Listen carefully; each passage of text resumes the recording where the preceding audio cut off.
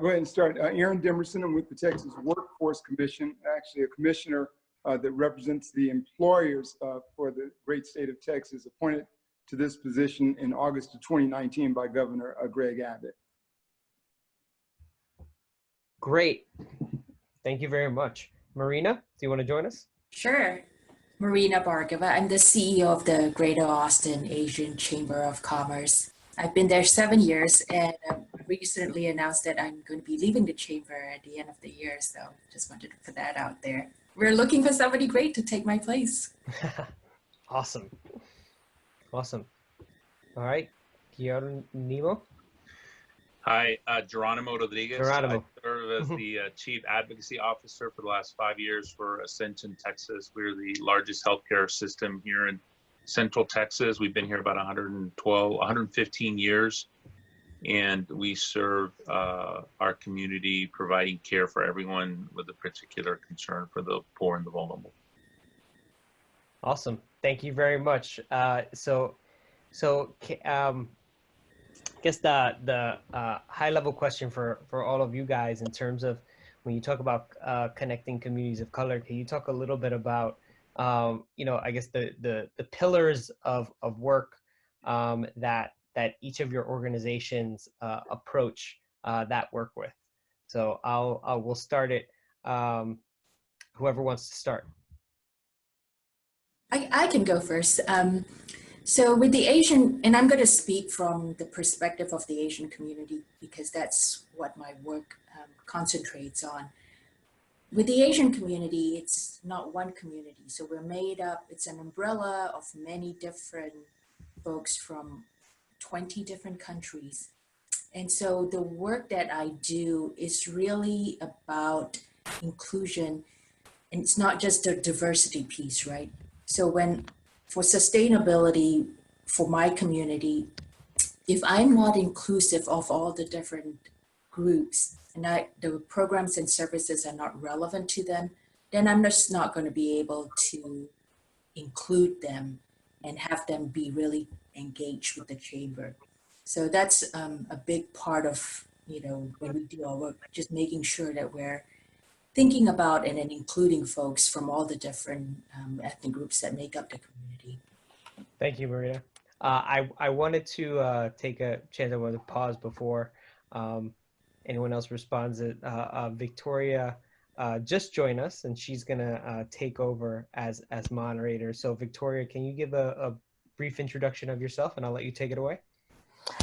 Thank you. Can everybody hear me okay? Yes. Yep. Thanks. I apologize for the switch. I had to switch from computers. So, my name is Vicky Sepulveda. I am currently a Google digital coach at Google, and I started my own small business in late 2018 as a consulting agency to help entrepreneurs navigate online marketing, with Google being one of my partners, and then being able to do some international speaking in different countries. Recently came back from Honduras, but I've been to Honduras 2 times, Guatemala twice, and Mexico a couple of times. So I'm really excited that we were able to get this, with technology, able to continue this conversation that wasn't able to happen for South by Southwest, and very excited to be moderating this panel.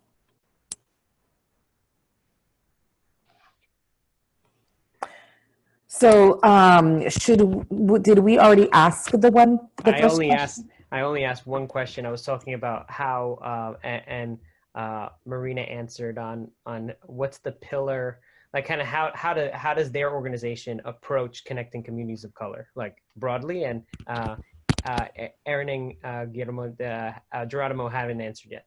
So. Okay, great. Geronimo, it's nice to see you on this panel. Yeah, same here.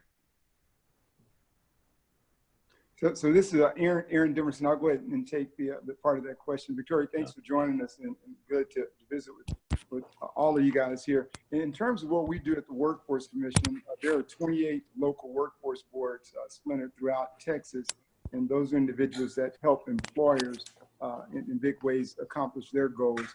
Diversity and inclusion is something that's very important for us. It's something that that we promote heavily. We also look at folks in the foster care system, those with disability, veterans, all of those communities are important to us. And so we're always looking for ways to be about the business of inclusion in major ways. And that's at our agency, and that splinters down to the local workforce solution offices, which actually ties into the employers here in our state as well.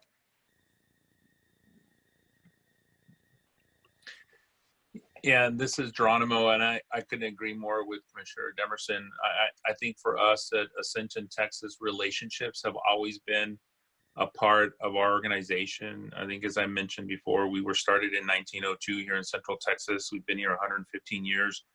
We do about $250 million in charity care a year, and we just built a new level 1 trauma center here in Central Texas. And when we were spending the $300 million to build that facility, one of the things that we did was we reached out to communities and asked them how they felt about it. And one of the things that they said was, you know, that's great to have that new shiny building for doctors and for medical students. It's great that we're going to get charity care, but what about me and my family? We want a car like the one you drive. We want our kids to go to schools where your kids go, and we want a house like yours. And we went back and we took that kind of community input and decided that we were going to focus our diversity and inclusion efforts on workforce development. And what I mean by that is connecting our local communities, especially those of color and those individuals who are experiencing poverty, with our high demand healthcare careers.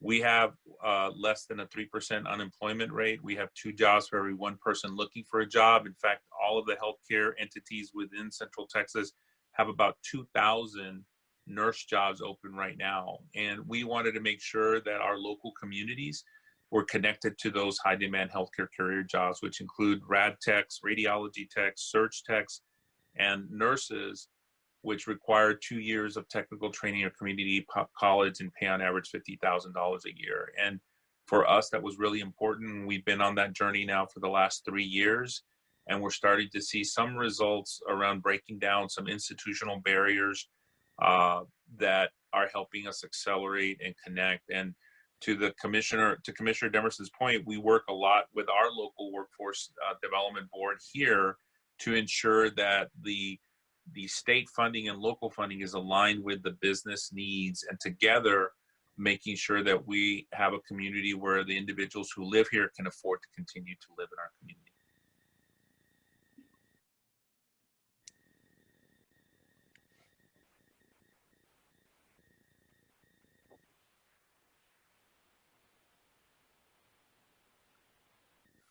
Vicky looks like she might be muted.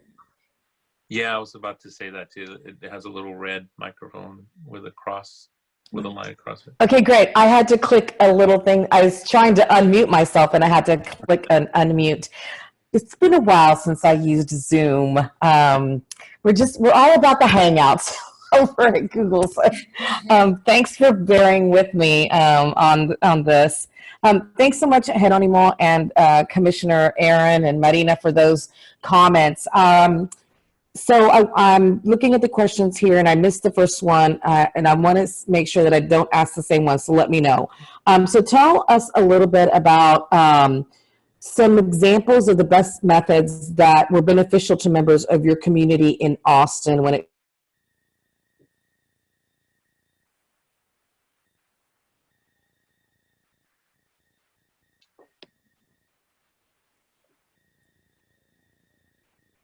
Hello? Did she get cut off? Vicky, you there? Yeah, I believe she was cut off. Okay, Okay. I'm cut off. Sorry. Let me ask the question again. So, can you provide some examples of the best methods that were beneficial to members of your community in Austin? Geronimo, since you were speaking, I thought that you could go ahead and answer this question if you're okay with that.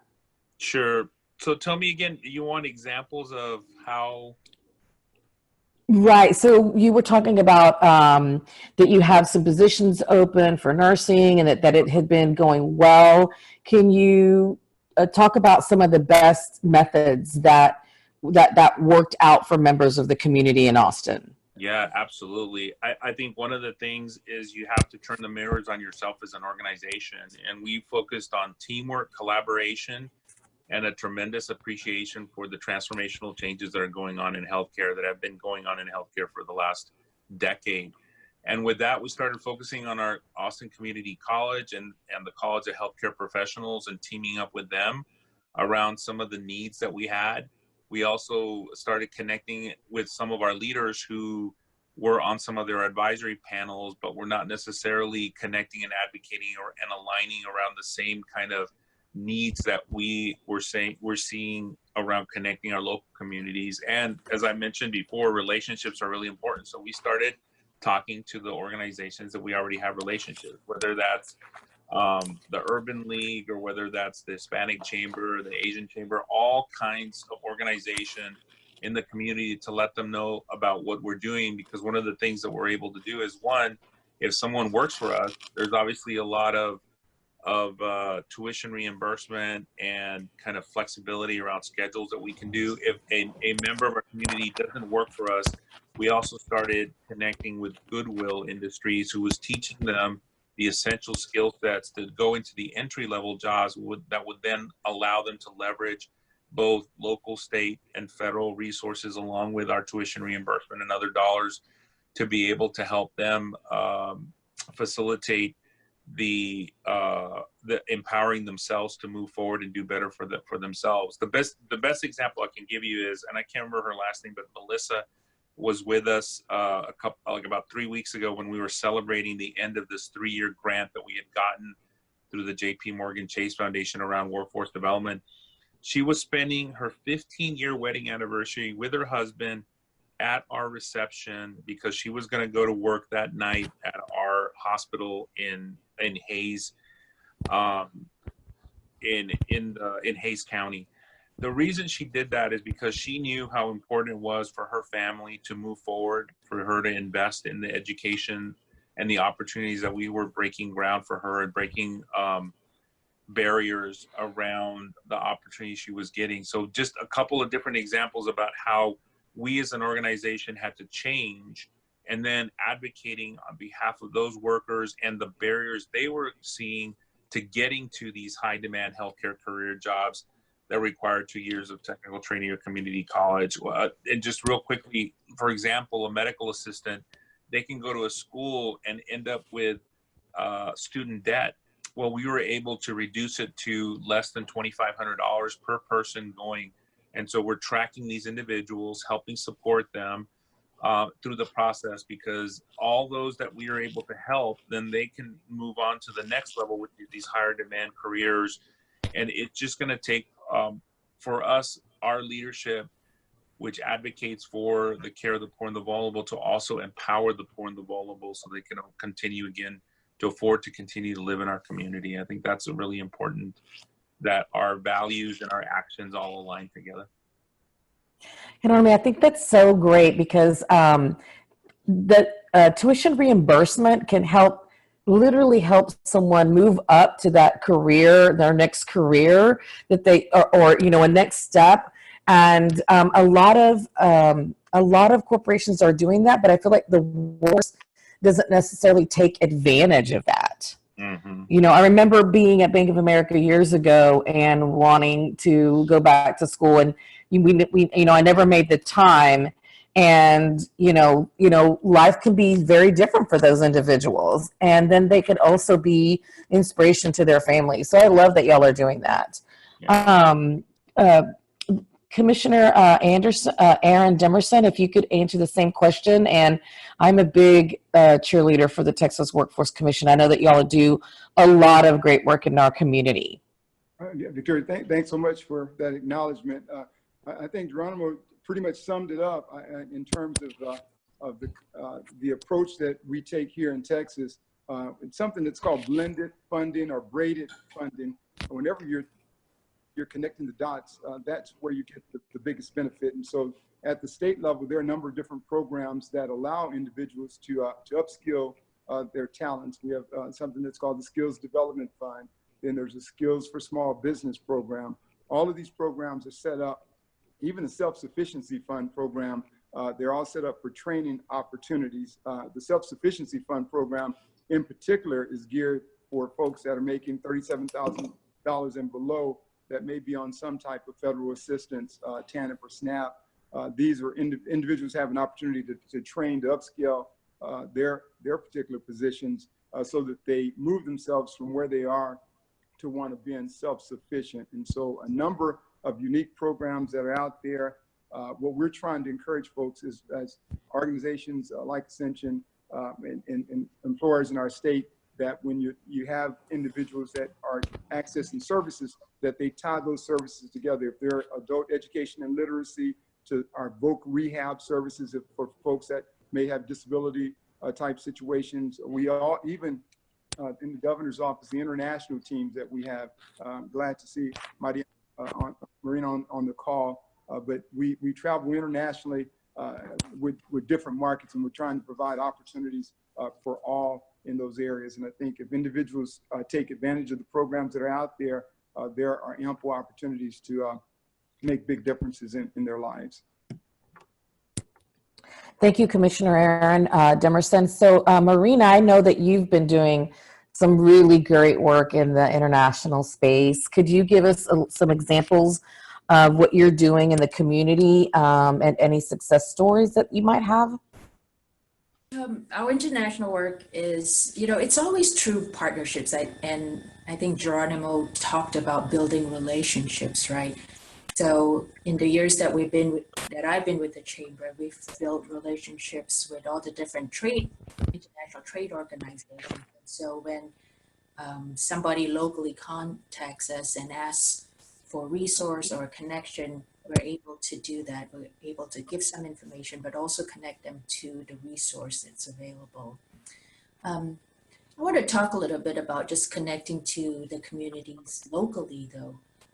The umbrella that we have is a big one. And so we have taken the approach of trying to build the relationships with all the different ethnic groups, Asian ethnic groups that exist in the community. And so because we are structured like a chamber, we created a special association membership for those organizations so that they can join, but then their members get to connect with us too. And that's been a real successful way to begin that relationship.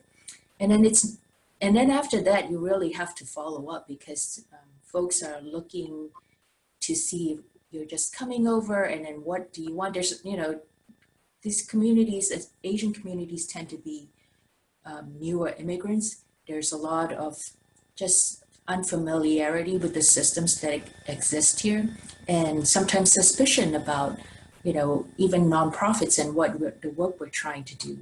So we have to keep going back and keep showing up, keep engaging with them. So one example I wanted to share is this year we have made the census a big issue for us because the Asian American community is one that it's one of the communities that answers the census in the lowest rates. So for example, the Nepali community, we had to reach out to them, and then we have to really understand what's important to this particular community, right? So when they had a community gathering around the census, it wasn't about the census per se, but it was about jobs. The census hires a lot of part-time temporary people to do the census outreach work. And so when they had their community meeting, it was about a job opportunity. So it's really very successful. I think about 80 people showed up to that gathering. And so it's just kind of tricky and really having to understand what's important to that community and then tailoring the messaging to what is important. And sometimes using their language, whatever language they're comfortable in. So that particular meeting, there was, both things happening in English and in Nepali. So that's, our approach in connecting to the communities that we want to engage with.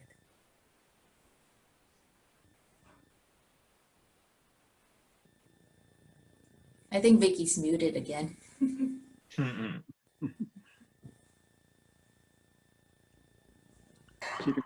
So I put mute on thinking to avoid any background noise, but there really isn't any. And then I guess it's a little bit different on Zoom. Once again, I'm learning a little bit about this feature. But Marina, I'm so happy that you shared that with us, because if it's one thing, even for like the Latino community, you know, for someone to approach you about a census, if they can identify with you, they're more likely to complete the census, right? They feel more comfortable doing that. So I love that you did that in your community.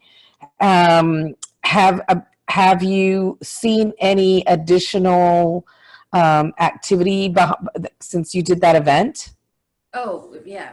And that's, I think that kind of brings up another point. It's, you have to do the outreach to each individual community, right? So yes, there have been multiple events, and, you know, we try to go out to where the community is anyway. So I guess end of January is when the Lunar New Year was. So there were a lot of community festivals around that, and we participated in all of them, and, you know, had booths, shared information, had in multiple Asian languages. So yes, definitely, it's ongoing. Perfect. So we'll go with the next question, which is, and since you're on, Marina, we'll start with you. What specific challenges have you and your community encountered that are not being addressed, and what are you doing to change it?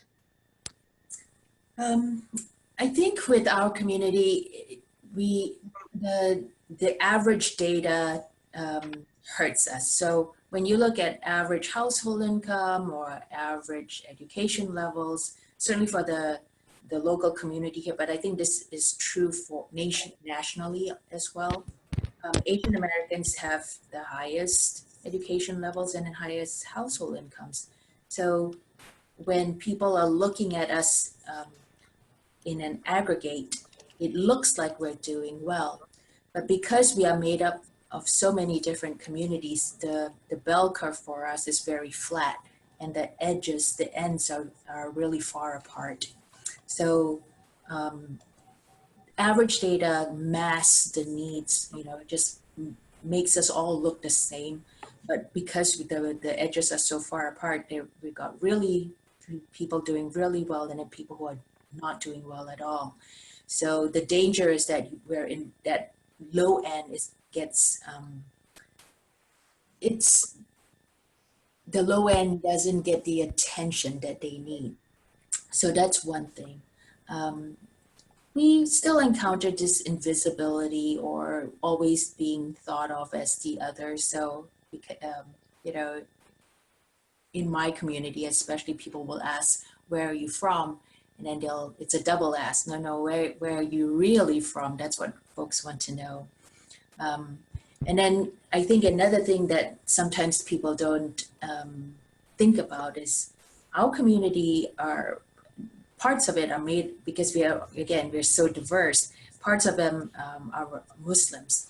And so with all the things happening with, you know, there's just a lot of hate crime that's directed to this community. So people are not thinking about those specific challenges. So again, there are many different challenges. It's not just one, because it reflects the diversity that exists in the community. Thank you, Marina, for that. And I completely agree. You know, I think even in the Latino community, I am often asked, you know, where are you from? And I always answer, well, my mom is from Monterrey, Mexico, so I am a Viejo Montana, and my daddy's from Puerto Rico, so I'm a Boricua, right? And I'm a melting pot of both of those different cultures. So I completely understand the Asian community. And, you know, there's just so many different countries, and we're all just like, we're here in our community kind of melting together. So Jeronimo, can you answer that question as well? And I'll repeat it just in case. Yeah. It's what specific challenges have you and your community encountered that aren't being addressed, and what are you doing to change it? Well, I think one of the things that we, again, kind of our experience in making sure that we're filling our high demand healthcare career jobs and connecting our local communities of color and people who are experiencing poverty. There are the issues that you hear of a lot in the news about affordability, about making sure there's transportation needs and childcare, and working with the local workforce development, workforce commission offices. We've been able to address some of those issues, working with some of our partners. And again, the collaboration and relationships, it's surprising that when you focus on a shared goal of making sure that you're breaking down barriers to make sure that an individual is reaching their fullest potential and ensuring that they can afford to continue to live where they're at. It's amazing how organizations work together, break down their own barriers, sometimes self-awareness about there are barriers that we create ourselves. I'll give you one real quick example. We had someone who was an hourly employee who wanted to become a search tech and had taken courses and had done so at ACC, and I think it was more than 5 years. Well, at ACC, they have a rule that they don't give you credit for those classes if you go more than, I think it's 5 years. We were able to raise that issue up and use the leverage as the largest healthcare provider to work with the community college to say, hey, is that something that you can look into? And I think there was a self-awareness on the part of the community college to look into that, to say, well, we don't want to be a barrier to an individual who is low income, who's experiencing poverty, moving up, because in fact, that is part of their core mission. So our mission, their mission aligned, our values, their values aligned, and we're able to try to address that for that individual person. I think in another case, we had an issue where our own students were saying to us, well, if you buy some books for us for these core classes, we'll share them among each other. And so we ended up buying a number of books and just sharing them among the students that we had, that we were advocating for them to continue on. And surprisingly enough, they got to know each other and support each other. And so I think those are just some of the examples of barriers and some of the things that sometimes we think it's all about money and that'll fix it. But in fact, when we connect, build relationships, focus on shared goals, focus on shared values, there is so much that we can do together than individually as just one organization or one individual helping on these issues. I don't know, man, I love that. I would have never thought of sharing books, but that also helps them connect with each other, and the networking is important, and they build relationships that go beyond school, right? They go into their careers, and, you know, kind of like some of these leadership programs where, you know, like for Hispanic Austin Leadership, I'm still friends with my first class, and now I have extended classes that program's been in for, you know, for 20 years, and it's really important. That networking piece is important in our communities. Absolutely. Absolutely. Commissioner Aaron Demerson, same question for you. Would you like for me to repeat it? No, I think I have the question there. So thanks so much. I think the answers that have been provided have been pretty phenomenal. In my role, I get to tie together the worlds of workforce, economic development, and education. And we can't overemphasize the importance of relationship. I like the example that Geronimo shared with the community college. Excuse me, let me make sure that that's off. I like the example of the community college actually working together with the employer. That's a common sense approach to a problem or a challenge. What we have here in Texas is low unemployment rates, and a challenge for us is to make sure that we have a skilled labor force. We don't ever want to be in a position where a company comes in and says that they can't identify a workforce force here in Texas. And so common sense approaches really make a big difference. The new phenomenon right now, the challenge is COVID-19. We're going to have to figure out the ways to interact and take care of business, even in that aspect. 2 or 3 weeks ago, we were doing something totally different, and now we're forced with this challenge. But we're Texans, we're very resilient, and we'll know what to do in that regards. But the relationships that we have are very important, and I think that is what keeps us moving forward in that regard. And for us at the Workforce Commission, it's our local workforce boards where the boots are on the ground. And my position representing the employers, I want to make sure that our employers are getting what they need for a labor force so that they don't have to leave the state of Texas for that they're able to stay here in Texas, here in the city of Austin, and we all move forward in that regard. Thank you, Commissioner. Since you're on the mic, I will ask you the next question. Okay. How can members of the global majority better collaborate to address key issues impacting us collectively? Yeah, I think we simply have to do it. There's this, we're on this panel today. I want to commend Michael Ward and the Autumn group. I met Mike and talked with them a little bit, and I mean, they're taking care of business. They're actually doing it, and that's where we have to tie in. I was president and the founder of an organization called TOPS, Texas Organized Professionals, years ago, and we were involved in the community. We served as volunteers with a number of different groups. It put us behind the curtain, in a sense, where we were the Urban League, all these organizations we were bringing together to make a difference. And so it's about action, not the talk. And I think when we sit down and we just get involved and do it. Barbara Jordan at one point said, the imperative in life is to define what is right and then to simply do it. We jump on board, we have the opportunity to do that. And there's not much in our way in that sense. And where we have obstacles and challenges, we're in a position to overcome those things. It's basically getting involved, getting ready, and taking action. That's what I think. Yeah, I think, with this COVID-19, it kind of, I was surprised all of a sudden. It was like one day I was at work and then one day I was at home.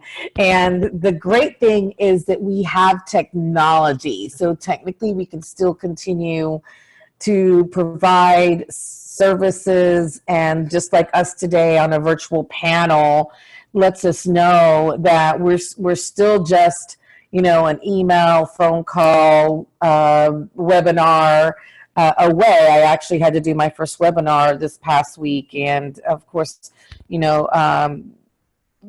providing feedback as to how that went.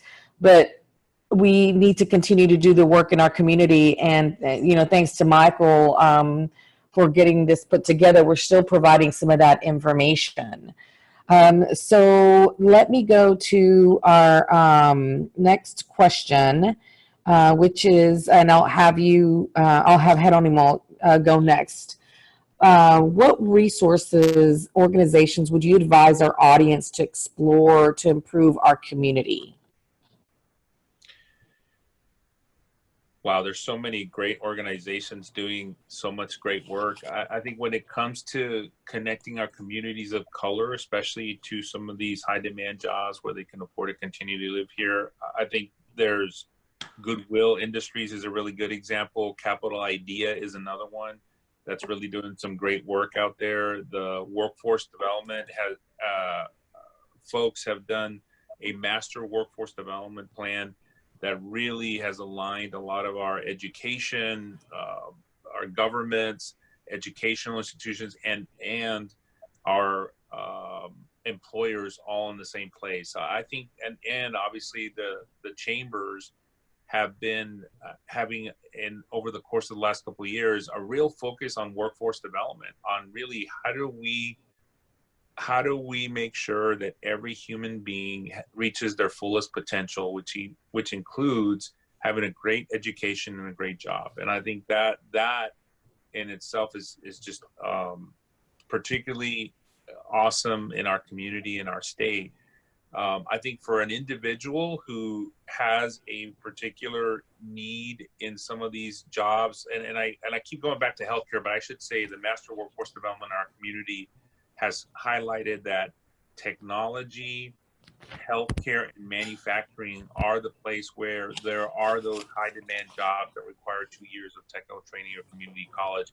And I'd encourage anyone interested in that to connect to that plan, because the resources are there to ensure in our local workforce development that they assess you, they put you in the right program, and get you trying to reach your fullest potential, which I think at the end of the day is really what we have a responsibility and obligation in our community to do. Thank you, Anonima. I couldn't agree with you more. And actually, there are so many courses that you can take online and get certifications from that will give you the in to any technology company. And we have so many companies in Austin right now that are hiring that literally you can, take 9 months to a year to do some training online and never leave the comfort of your home, and get that high tech job that you may be wanting. So thank you for that. Marina, can you answer that question? Sure. I mean, I would say the Asian Chamber is a great place to connect to the Asian community. So that's one. But for data, the Pew Center does a lot of research and comes up with really great reports on many, many different communities. But I actually go to it to get information about the Asian community in particular. AAPI Data is another website that has great data on this community. Nielsen comes out with some great reports on consumer behavior, all the different multicultural groups. So it's really interesting to see. Sometimes they will focus on the Asian community and what's important in terms of marketing to that community. And then I'm going to name a couple of online blogs. Angry Asian Man is one that kind of focuses more of an East Asian perspective, then Brown Girl magazine, more of a South Asian perspective, and then one's more male, one's more female. But those are, I think, great resources that I actually go to have a sense of what folks are thinking about. And then I just wanted to go back to that fourth question that Commissioner Demerson had talked about, the global majority. And then you had brought up COVID-19. That's quite honestly taking up so much of my time. The disease is, because it started in China, it's really, our community has experienced some backlash, not so much locally, but in places like LA and San Francisco, in New York, the Chinatown there, people just stopped going. And really, it's the virus is non-discriminatory. Everybody can get it, and we're at a point where we need to take actions, and it's beyond just an impact on the Asian community. I think if you see, because we have such close relationships with countries in Asia, and they've been hit earlier, the kind of steps that Korea has taken, or Taiwan. It's really interesting to watch them, because those are more collectivist societies than ours. America is a very individualist country, really, and the reactions and the kinds of actions that the governments there can take, and then the communities they're willing to support, are quite different. So it'll be really interesting to see how we come together.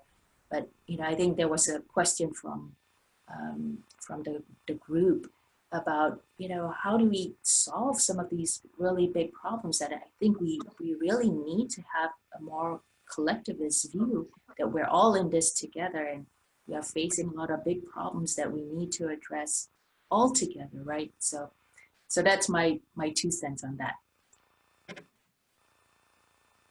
Thank you, Marina. And yes, I'm looking in the chat here. So I know that we had a comment from Pamela Perkins that said, we need more common sense approaches. And I do agree with that. Do you want to comment on that, Marina? Oh, well, yes, totally. Much better than non-common sense approaches. Equity is such a big issue in our community, and I think this is just a global issue. There's something structural that's happening with our economic system. So the rich are just getting richer. The gap between those who are doing well and those who are left behind is just increasing. And this is happening not just here, but globally. So the capitalist system that has worked really well, it's not working as well as now. And we need to address that, right? So I think, again, taking that more of an overall approach that if we don't take care of folks who are left behind, then we are going to suffer. And that's the, that to me is like totally common sense. Thank you, Marina. And Commissioner Aaron Demerson, if you could answer that question for us. What resource, I know that Texas Workforce Commission has so many resources. When I was at the Hispanic Chamber, we did some events, and I was always surprised. I would go onto the website and I would just see all of the resources that you provide, but not a lot of people know that. So can you advise on our audience on how to explore that? Yeah, and we're working hard to not be the best kept secret around. It's phenomenal. I was working in the governor's office doing economic development and tourism for a number of years, and moved over to the workforce about 5 years ago. And the resources that are there are phenomenal for employers, for employees, job seekers. It's just a plethora of good information there. The local Workforce Solutions Office, that's for employers here in the local Austin area.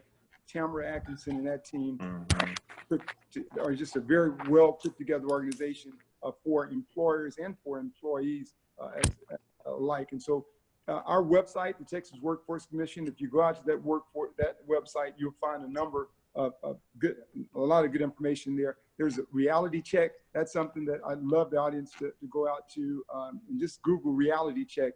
And that's a tool that parents use, counselors use. It's one that really shows career opportunities for students and the like. And it's kind of ties into our employers. We have another website that's called Jobs Y'all, where we actually are promoting the different career opportunities. When Geronimo is talking about the vacant positions and the opportunities that are there, again, we really want to make sure that we're putting that out there, letting individuals know that there are opportunities. One other last point is that we're not only concentrating on the STEM initiatives, we are beginning to really promote those that are going into the career, the continuing education type opportunities, where if you're an HVAC or if you're doing a plumbing or any of those kind of areas, we are really weighing in there and we're recognizing them. I have two other fellow commissioners, Commissioner Julian Alvarez, who represents the employees, and our chairman, Brian Daniel, represents the public.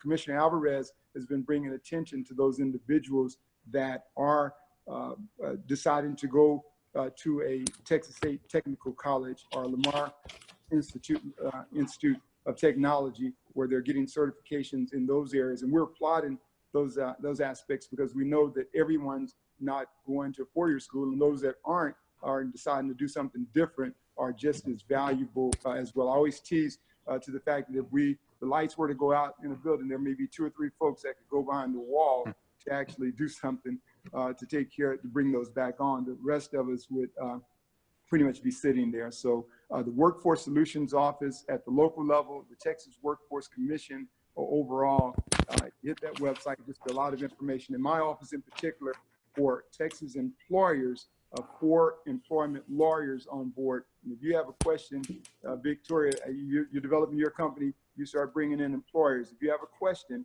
you call those individuals and they'll answer those questions for you free of charge and give you some of the best information available. And I just encourage everyone to use those resources that are out there as it relates to career and employment opportunities here in our state. Thank you, Commissioner Demerson. I have a question for you. Earlier, you alluded to some small business, was it trainings that you're offering as well? Can you expand a little bit on that? So that's called the Skills for Small Business program. It's the most user-friendly program I've ever seen. If you're in business and you have less than 100 individuals in your less 100 employees, it's pretty much, if the panel here, if we worked for you, Victoria, and you said, Aaron, we're beginning to receive a lot of folks coming in with Spanish speaking. I need you to go take this course over at Austin Community College. Well, the state would pay for that.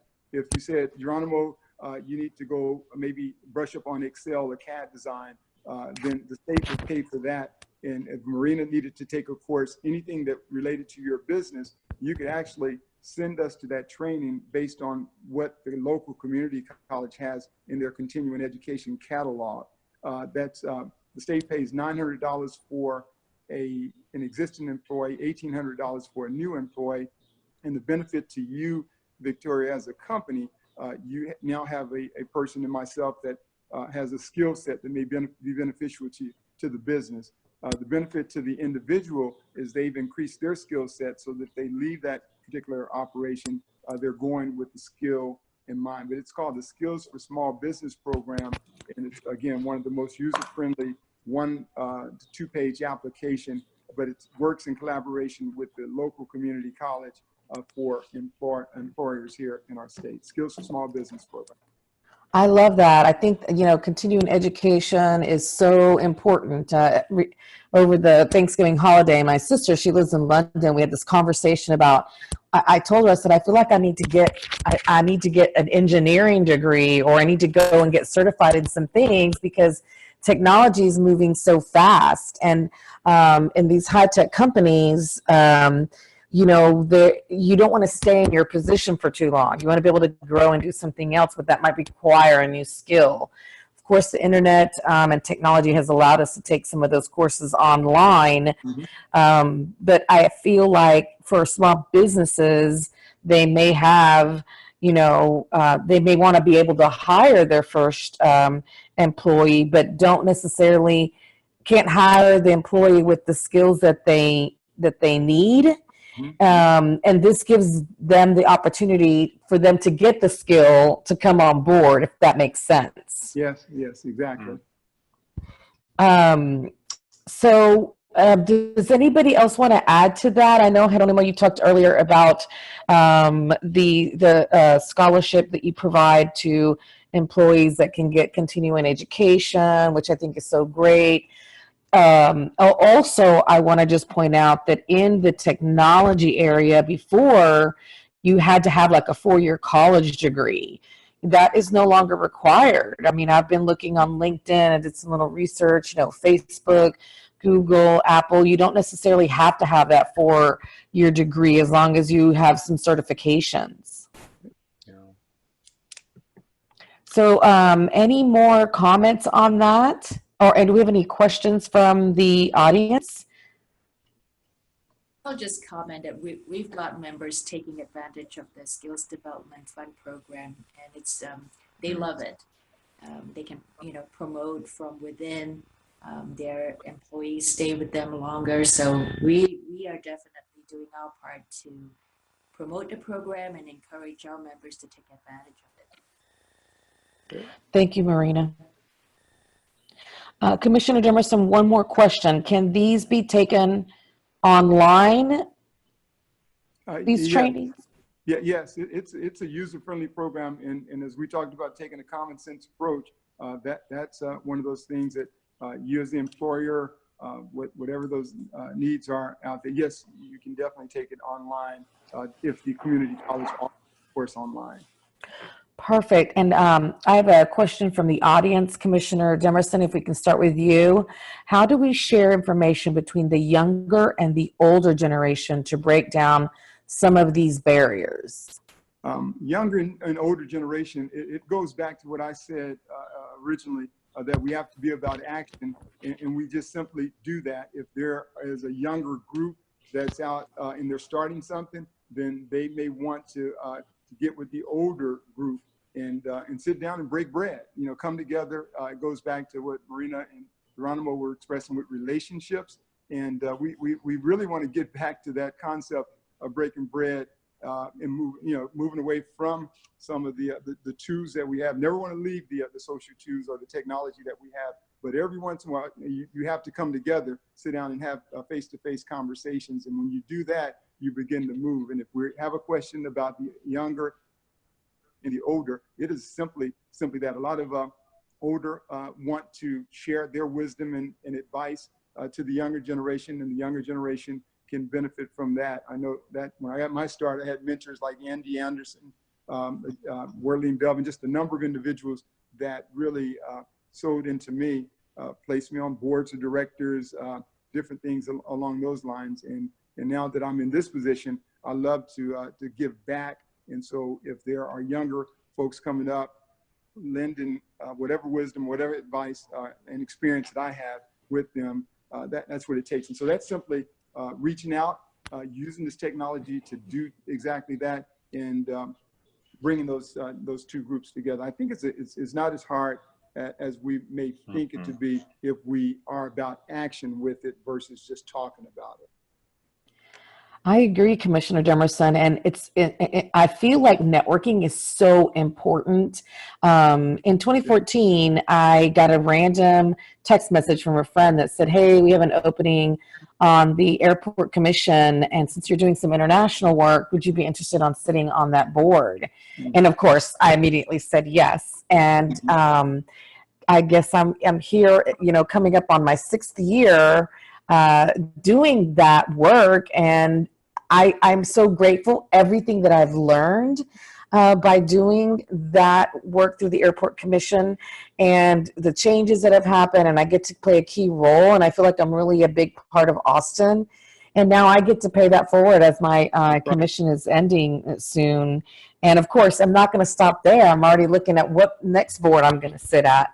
And I feel like sharing that and bringing, younger people onto the different boards that we have around the city, and nonprofit boards and for-profit boards, that experience that we get helps us to continue to grow and be active in our community.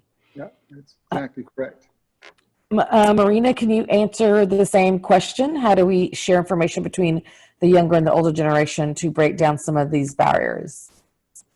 I find that the question really interesting, and it kind of brings to my mind some of the intergenerational tension actually that exists with Asian American families, right? Because mom and dad, or maybe grandma and grandpa are immigrants, and then the younger folks were born and raised here, and then they're totally immersed in American culture.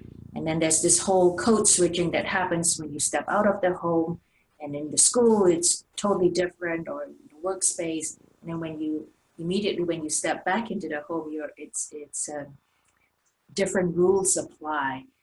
I think there can be more spaces where conversations can happen. And what I'm seeing, particularly in the Asian community, is the use of arts. So performing arts, I see Lucky Chaos as an example. It's a performing arts group that's creating space for people of all minority groups to come together and create works that reflect their own experience, tell stories from their perspective that are not being told. They have a mental health initiative as well, so people can, I think it's called Leave It at the Mic, and anyone can go and perform and talk about their mental health issues. And mental health is such a big taboo in the Asian community, and quite often suppressed. So I think the arts can play a role. We can be more intentional about creating the spaces, and frankly, maybe the older generation, we need to listen more.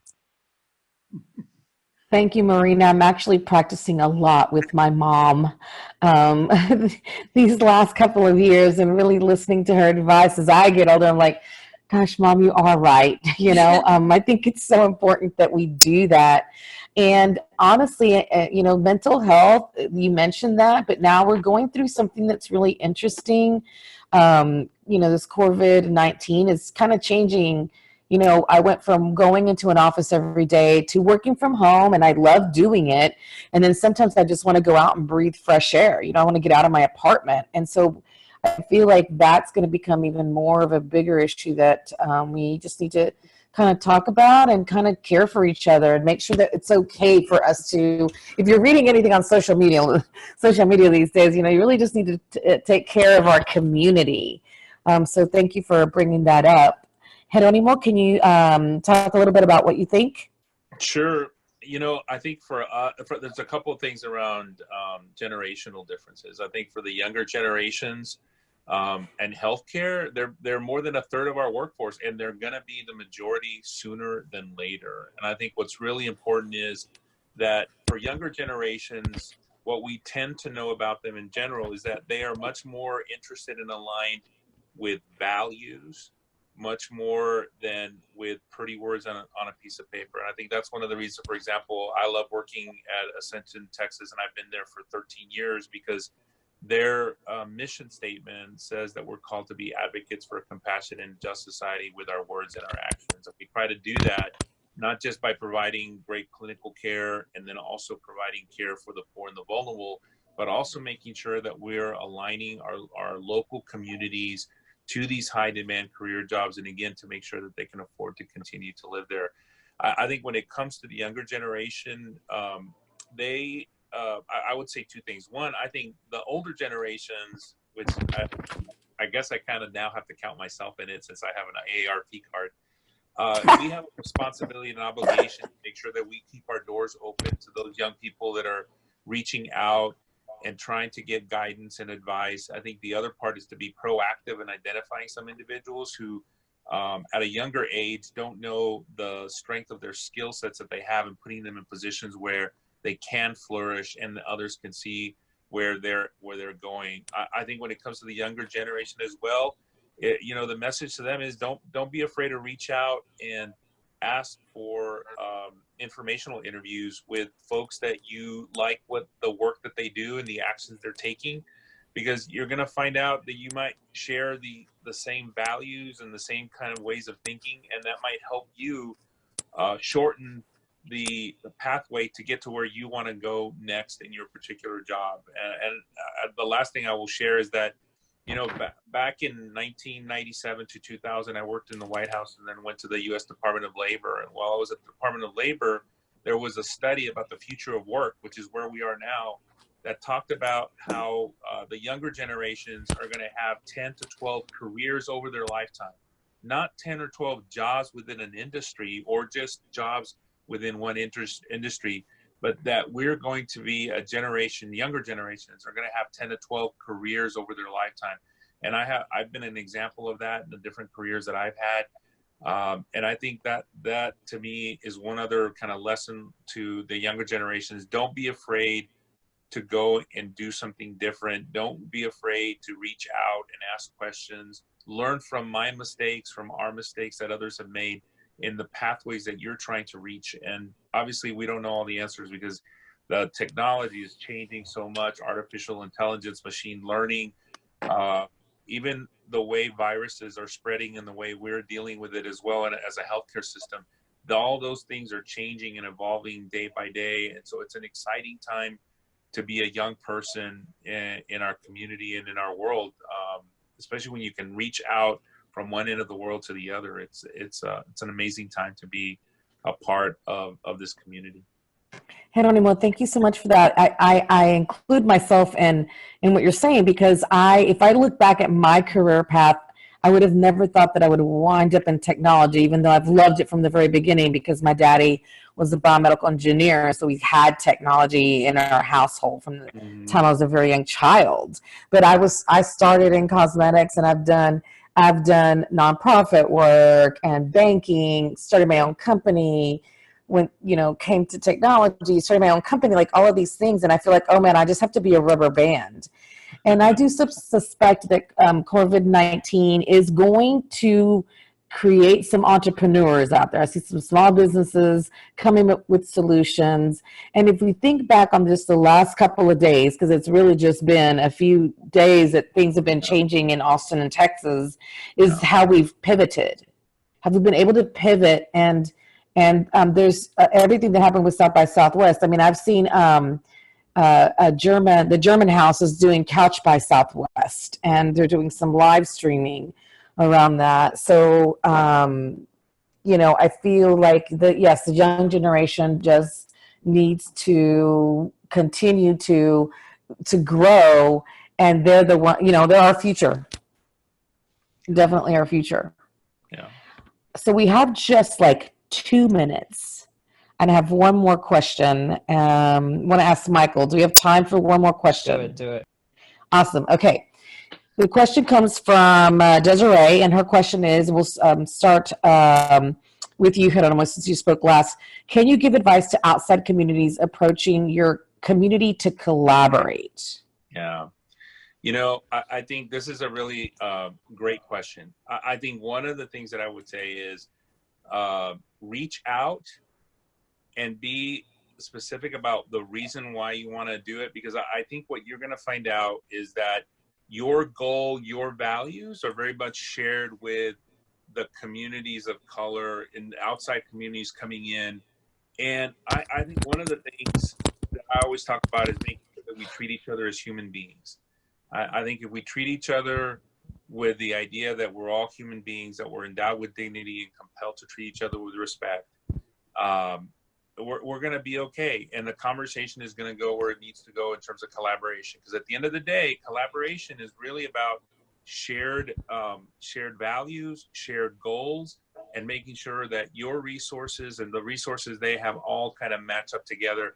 And when it happens, genuinely, authentically, it is beautiful to watch. And I think that's a really great question, because I think those communities of color and the communities on the outside, I think they are starving. They want to communicate and they want to connect. And I think finding those ways to reach out I think in the past, that gave a lot of people points just for reaching out. I think we're at a point where we're trying to match both the values and our actions together. And I think those are the great opportunities that we have to ensure that our community does better and our entire community does better. Because I think the more those of us that have grown up poor and vulnerable, and those that are in that experience right now, that are able to be connected, and in terms of communities of color as well, I think that raising up all those individuals and connecting together is I don't even know what's going to happen. I just know that that's going to be a good thing for us as a race, as a human race. I love that, Geronimo. I couldn't agree with you more. Marina, can you answer that for us? I'll say start reaching out and building the relationship even before there's a real, something that needs to happen quickly, right? Because I think for the Asian community, Geronimo's right. We tend to be just left out in a lot of conversations about race and equity. So just reaching out for that is a great start. But we also don't want to be tokenized, right? We don't want to be, don't reach out to us because you have an event coming up and you need a box checked. It's about a relationship. And so that's one thing I would say. And then the other thing I would say is I think we want to be known. So, asking questions and spending time to learn about our culture, food, and all that stuff will be helpful too. Thank you, Marina. And actually, I'm going to just share something with the audience real quick before we go to Commissioner Demerson on this question. We have sister cities in the city of Austin that you can join and really get immersed in the different culture. So just Google Sister Cities of Austin and it will take you to the link where you can find out more. And Commissioner, if you could answer, Commissioner Demerson, if you could answer that question. What advice? Okay, you got the question. Okay. So I'll do it quickly. I know we're about the time, and so first, Michael and Desiree and Autumn Group, thank you guys for having us. I wanted to make sure we said that the world of work is definitely changing. I think leadership is very important, and then going back to Marina and what she talked about again with relationships and getting to know each other. I can say hello in just about every language, and I love that fact when I'm over at the Capitol and I have a group visiting and I go, "E.R. son," if I'm taking a picture and seeing their reaction, or if I go, "Anyang Haseo," different things like that. Or the other day, I'm challenged myself to do a speech in Spanish. I've not gotten there. I went, Buenos dias and bienvenidos, and I've gotten to that point, but just the relationships are important. I had an Uber driver from Afghanistan the other day. And so these outside communities, I learned a whole lot by asking those questions. And to Geronimo's point, when you bring those groups together, it's powerful. And what is going to happen or what can happen is just, I look forward to seeing what happens with that. And so groups like Autumn, leadership, taking that leadership, Michael and that team, Desiree, and the group around them, taking care of business and not being afraid to do it, and then seeking advice from others, as been mentioned already, really puts us in a position to go forward. And so that's what I would suggest. But that takes leadership, someone to step out there and be bold about it and be intentional about trying to make a difference. Thank you so much, Commissioner Demerson, Marina, and Geronimo. It was great to see you all online. And I want to thank Michael for putting this virtual panel together and for asking me to moderate. We couldn't be seeing each other in person, but seeing you online has been just as great. So let's continue our work, and I'll turn it back over to Michael.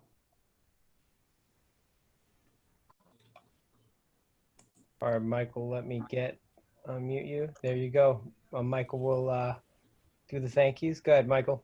All right, perfect. So that was a beautiful panel. Like, love the way we ended it. But this was definitely, not all me, not all Autumn. This was a group effort. So first, thank you to the panelists. That was a great panel. Thank you, Marina. Thank you, Geronimo. Thank you, Vicky. Thank you, Aaron. All you all. Thank you so much. And of course, thank you to our sponsors. So Twilio, Austin Chambers, Anthropocene Institute. Thank you all.